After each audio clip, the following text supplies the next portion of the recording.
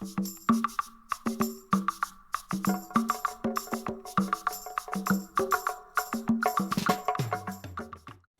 welcome to another weekly devotion with Pastor Andrew. That's me. Here we already are talking about the third week, the third Sunday of Advent in 2023. It is going so fast. So fast. Lots of planning. I'm out of breath as I'm running up and down the stairs and getting things ready as we deliver stuff to the Rochester Family Mission and taking things elsewhere, and all the projects that are going on and the phone calls, all that good stuff. So, as we've been focusing these weeks, we've been using, pardon me as I take everything out of my pockets, we've been using this devotional, which was put together, just simply called Advent Study 2023. You kind of can't see that. But put together by the ELCA World Hunger. So we had some of these ideas, right? Last week we heard these connections with World Hunger and these places that are in so desperate of a need, like so many things in the world right now and just throughout the years, really. And how they connect as we ponder this season of waiting and preparing. I promised last week it was be short, but it was actually longer. So we will move through this. So last week, I'm just kind of looking back here. We think about violence and how does the threat of violence, we talk about how does that affect lives, not only our own, but others. I'm just looking at some of these. What does it mean for the church to be both in the bank vault and in the new apartment? Yes. Oh, yes. Remember we heard the story of the woman who was sleeping in an old bank vault.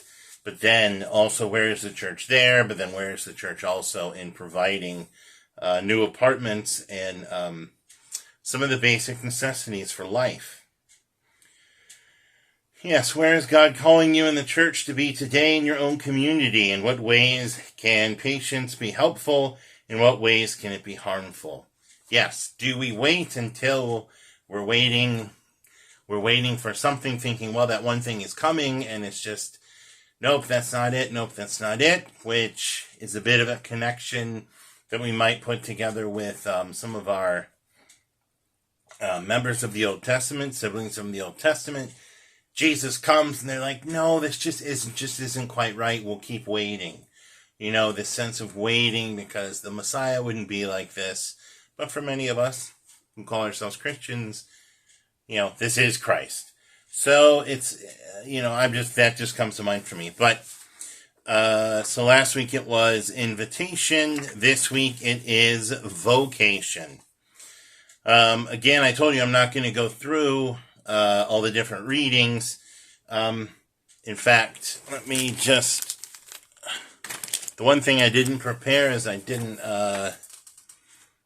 have my Bible open to the New Testament, which I'm going to read, which actually comes from the first chapter of John, which is interesting because last week, right, or this last Sunday, come on, there we go. We heard the beginning of Mark. Mark starts his gospel, doesn't have the birth narrative story, doesn't have this build-up of John the Baptist at the river baptizing. It's just, this is the beginning of the good news in Jesus Christ. Boom. Then it's John the Baptist came, very simple, right, to the point, and then but of course he adds in, this is what he wore, and this is what he would eat. Really weird. Well, why are suddenly very specific here? If we listen to the sermon this last Sunday, a bit of a hint. But John, what does John do? John starts out very much like Mark, but wants to make the connection. Not only as we talk about, right, Mark says the beginning of the good news, like this is it, and we get this sense of almost a new creation, almost a new Genesis. John saying, we have that, but let me show you how it's connected. And that's where we get the beauty of 1 John, which, of course, if I haven't said it already, is the gospel reading connected today. So you have Isaiah 61. Remember, this is that's sort of the end of Isaiah. So it's really, if we talk about breaking Isaiah up, it's the return from exile, right? Speaking to those coming back from exile. Some might even narrow it down to this is 3rd Isaiah. We have the Psalms and 1 Thessalonians, all connected, which I'm sure we'll read in here, but let's just read John. John 1, John 1, 6 through 8, and then 19 through 28. John 1, 6 through 8. A man named John was sent from God. He came as a witness to testify concerning the light, so that through him everyone would believe in the light. He himself wasn't the light, but his mission was to testify concerning the light. And then we jump to verse 19. Verse 9. John's witness. This is John's testimony when the Jewish leaders in Jerusalem sent priests and Levites to ask him, "Who are you?" John confessed. He didn't deny, but confessed, "I am not the Christ." And they asked him, "Then who are you? Are you Elijah?" John said, "I am not." "Are you a prophet? Are you the prophet?" John answered, "No." They asked, "Who are you? We need to give an answer to those who sent us. What do you say about yourself?" And John replied, "I am a voice crying out in the wilderness, 'Make the Lord's path straight,' just as the prophet Isaiah said." Those sent by the Pharisee asked, "Why do you baptize if you aren't the Christ, nor Elijah, nor the prophet?" John answered, "I baptize with water. Someone greater stands among you whom you don't recognize. He comes after me, but I'm not worthy to untie his sandal straps." This encounter took place across the Jordan in Bethany, where John was baptizing. If you follow along and you're reading a different version, if you have listened before, the version I use for study in my office is the Common English Bible. It came out, I think, around 2015. Some of our siblings and other denominations use it on Sundays. Sometimes I don't mean this negatively, sometimes it simplifies the text. So, like Common English, right? That's the idea. And sometimes it goes so far, I use it in the sermon where they refer to, instead of saying Son of Man, it says the human one. It's a bit different, but we get the idea there. But the question is vocation, right? What does it mean to be the church? Even a brief internet search will yield wildly differing responses. This is a different question and an important one. Many of us have come to realize that what previous generations considered church is rapidly disappearing, right?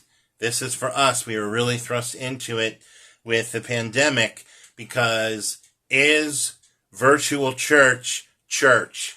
And all those questions that many congregations have already dealt with prior to COVID, prior to the pandemic. Now many of us were faced with, well, how do we do communion, right? How is, a bit different, but how does a virtual baptism work, right? All these things. Well, I'm not physically in church, but I'm watching it on my TV or computer. What about that? Is this church? Little plug, that's Pastor Andrew's theme for his sabbatical, to do this work and to research it a bit. Anyway. Oh, here you go. Over the last 3 years or so, mainline Protestant denominations in the U.S.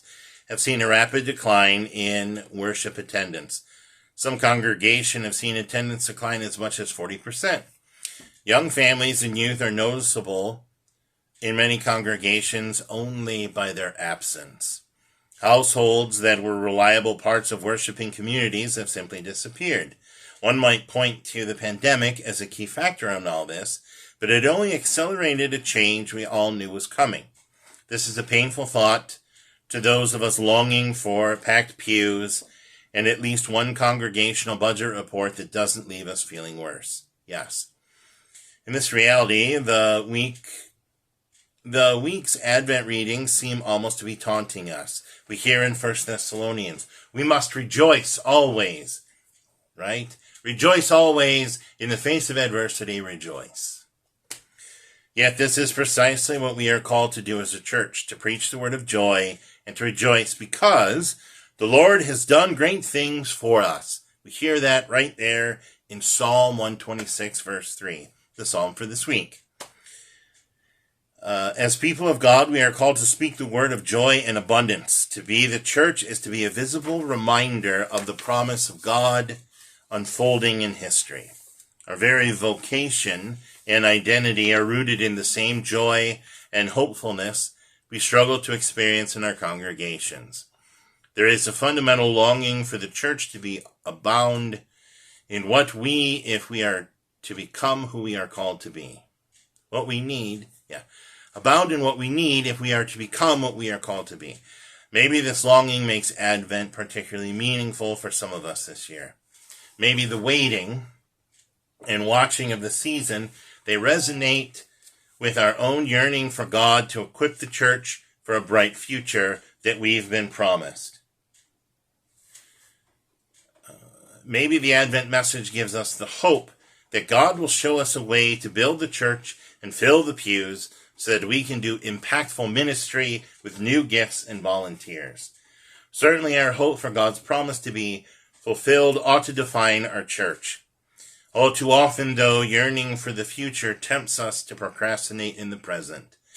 With so many challenges both within the church and across the wider world, our point of view shifts from abundance to scarcity, from recognizing what God has already made possible to recognizing only what the world, finances, or the unexpected makes impossible.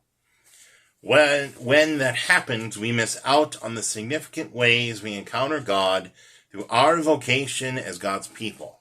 Now we get specific, right? As the ELCA explains in its social teaching, the church is called to be a disturbing presence. Yes, the church itself, but also, as I've said many times, sorry, I scratched my chin, the words of Jesus should shake us to our core. If we're always coming to church and it's just happy-go-lucky, and it's like, oh, yay, Jesus, this is great, and the words of Christ don't, we say, wait a minute, I don't know about that, then there's a problem. We must be confronting injustice and violence. We must be a reconciling presence, drawing people together across boundaries that divide us, and a serving presence that those that advocate for justice and meeting the needs of vulnerable neighbors.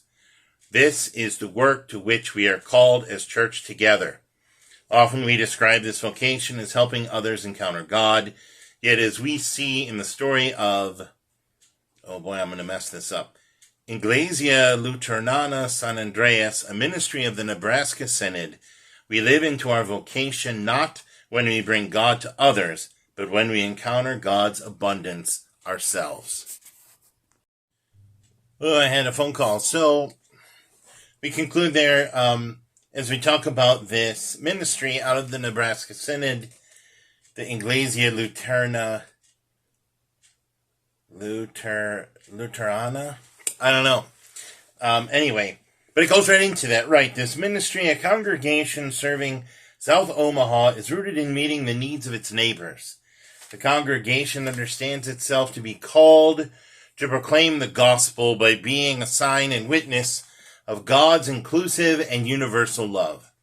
Our commitment is to actively respond to the needs of our immigrant community, especially low-income ones, by creating educational pastoral programs and opportunities for engagement and community service that transform lives and promote change. To that end, San Andreas has a food pantry, an education program providing scholarships for certification in health ministry and early childhood development. There's a support group for families with LGBTQ plus children and a summer camp for students. The congregation's holistic approach is aimed at improving the comprehension health of its community. All focused around health, all these things. Yes, I was blessed to be right at the beginning to help organize a ministry the same way actually in Flint, Michigan. It was right at the beginning. I was a part of it along with another church, the only ELCA church left at the time. I hope they're still open. To get that going. Not only did you have looking to have this just in a sense a holistic as an entirety ministry, but then in the midst of that getting ready to kick off, we were right there in the midst of the Flint water crisis and how we worked with each other and helped each other. So this is a wonderful example, and so is that of doing that. So there's that idea of what does church look like, right? When the COVID-19 pandemic hit in 2020, this congregation in San Andreas knew they were in deep need, and there was a deep need, and it was able to respond, as was the church in Flint, able to respond, and I mean from day one, be a place where people could come for shelter. There was the collection of water. There were just the needs that were being met. It was just, almost overnight. They were there to help, and they responded. Communities such as South Omaha experienced rapid rises in hunger, poverty, and unemployment. Yes, and it just happens. At the same time, congregations face the difficult task of keeping members safe, finding new ways to worship and experiencing community, and maintaining the support needed to face the unknown for months to come. It was one of those situations where the things that we take for granted, I was just talking to someone the other day how a foreign exchange student came and they said, it's just wonderful being able to turn on the faucet and know I can drink that water. Unlimited water. You go some places in the world, and I'm not even talking about what we might call third world countries. Just all over. And it's something that we take for granted. I served a church where there we were in the middle of the city. This wasn't Flint. This was outside of Flint. But we're in the middle of the city. And we couldn't drink the water out of any of the sinks because there was arsenic in it. There was too high of a concentrate of arsenic. Now, of course, it was, I don't remember, but whatever the base is, which I don't know. I'm going to throw numbers out here that have no relevance.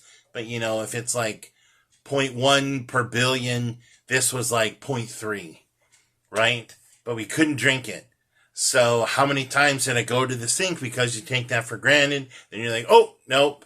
There were so many signs everywhere. Having that for us, that's what happened with COVID, isn't it? It's suddenly all these things we took for granted weren't there.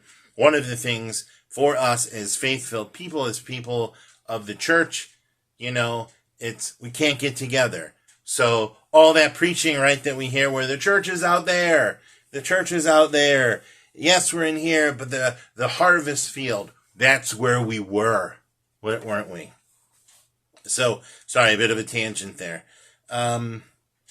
Just the unknown for months to come. Instead of being overwhelmed by the scarcity of resources, opportunities, and knowledge about COVID-19, the people of this ministry decided to lean into abundance, trusting that God would be revealed as they lived out their mission in the world. They trusted that if this is what God was calling them to see and respond to, that God would show up. Yes. This is what it reads, a story on the Synod website. That's what it reads there. And God has done so and continues to do so. By leaning into abundance and trusting that God would meet them as the church lived into this vocation as a disturbing, reconciling, and serving presence, San Andreas, this ministry, was empowered to confront the growing need with hope. It's more. Martha, a member there, came to the church throughout the week. A ministry that supported, the food pantry. She originally from Mexico. She says she had lived in her South Omaha community for 9 years. And in all this time, I never had the opportunity to be a part of San Andreas until the food pantry opened its doors to help us and to listen to us just as soon as this pandemic began. The food pantry has been a blessing to Martha, her daughter Brissa, who is a stomach cancer survivor. They became active parts of this congregation, and then they went, and what did they do? Immediately, they turned around and started to serve others. Now, the daughter is part of ELCA's Horizon Apprenticeship Program, designed to help young people of color or whose primary language is other than English develop a missional imagination and discern their future and the church's role in their life. Yes, see, the church looks different. Yes, and there's these programs, and we probably have no idea, right? As Martha says, Brissa is happy to belong to a Lutheran family, and we both have found enough reason in this church to change our lives. Now I can share what I know how to do, and that's what God has given me. Being the church in this world is no small task. There's the examples, here's some truth. We need courage and creativity to lean into abundance when the world seems continually to be teaching lessons of scarcity. Yet the Apostle Paul counsels us to rejoice always, pray without ceasing, give thanks in all circumstances. That's what we hear in 1 Thessalonians. This isn't a foolish dismissal of the challenges lying before us or the need we see all around us, including in our congregations. Rather, it is the radical faith that trusts in the abundant promise of God, who meets us as we live out our vocation as God's people. The God we encounter in neighbors such as these two, Martha and Brissa. Called to be a distributing, reconciling, and serving presence in the world, we cannot wait for God's abundance to be made clear before we take steps to become who we are called to be. Yes, right? That clicks onto what we talked about last week. Right? The patience. Don't wait until you can't wait anymore, because then it's done, right? Act. Yes. The world cannot wait, and neither can this church. Rather, we must be that presence in the world, trusting that God has already provided all we need to fulfill our sacred vocation. And that's hard to do sometimes, and it's not. And I think it's really easy to hear that and just say, oh, well, God will provide, God will provide, God will provide. Well, there's work to it, right? That's why we also, here in the ELCA and around September, it's God's work, our hands, right? We need to be active. You can't just pray it to be there, because that prayer, you might be the answer to that prayer, right? Yes. Or someone else. So, here's our reflection questions. How have you encountered God through the service of others? Good question. What does it mean for the church to be a disturbing, reconciling, and serving presence in the world? When do you find it difficult to trust in God's abundance? Yes, yes, yes. What would it mean for your church to lean into abundance? What gifts do you and your community have that might be hard to perceive? Yeah, things to think about there. Not only for resurrection, but, all over. We have lots of people who serve, lots of things that we do, but how involved are we, and what other ways can we be involved? By simply just writing a check, or, what a lot of people do is, we'll just throw money at it. To be active and to have those interactions. I have to say, one of the things that is honestly difficult for me, because I'm very introverted, is when we have our drive-thrus around this time. Random people show up, and I'm engaging them in conversation, and that's a bit difficult for me, right? Talk to the stranger and those kinds of things. How are we interacting?